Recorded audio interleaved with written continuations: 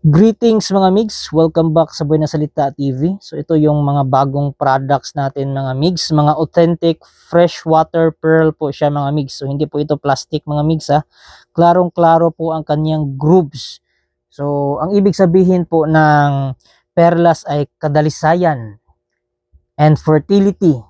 Tapos ito po ay sumisimbolo na kina-convert niya ang paghihirap into blessing. So, nagdadala siya ng blessing sa buhay natin. At isa pa sa simbolo ng perlas mga migs ay kayamanan.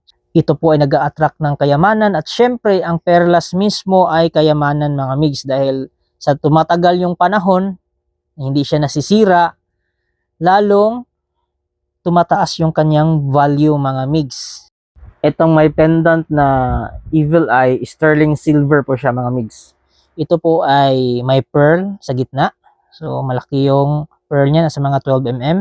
Tapos citrine itong sa gilid. Tapos green aventurine ang ating original na beads. Ito naman mga migs ay may pearl sa gitna. Itong dalawang to ay glass siya pero ritualize siya mga migs, na charge siya ng power of thought na mag-attract ng swerte. At ito naman ay green aventurine mga migs. Ang green aventurine po ay isa sa mga gemstone na nag-attract ng abundance, swerte, blessing, ganun.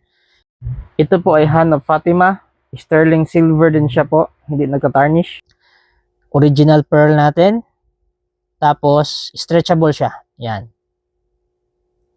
So ito po ay may symbolism na kumukontra sa mga taong naiinggit sa inyo. Kasi pag may taong naiinggit sa inyo, nagtatapon yan ng negative energy mga migs. So ito pong Evil Eye ay kinokontra niya yung mga inggitero at inggitera. Tulad din ito, kumukontra din ito mga migs.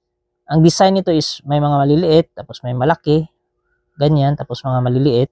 And then sa gitna is meron siyang Evil Eye na pangontra. Ito naman mga migs ang ating necklace. So ito po ay silver, 925 silver. Yan po, may nakasulat pa. Yan po, may nakatatak pa na 925 silver. So hindi po siyang tarnish. Maaari siyang madumihan, mangitim, pero pag inilubog nyo sa silver solution, yung pang cleaning ng silver, bumabalik siya sa dati niyang kulay. Ito naman is made of silver pa rin. Tapos itong sa gitna is black obsidian po. Original na black obsidian. Volcanic rock po siya mga migs. So ito naman ay chrome plated na 925 silver. So wala po tayong mga mumurahin na materials na ginagamit dito. So mamahalin siya. Pati itong earrings natin mga migs is made of silver pa rin yung kanyang bakal. Yan. Kasi maganda pong gawing collection ang pearl po mga migs. Kasi habang tumatagal, lalong tumataas ang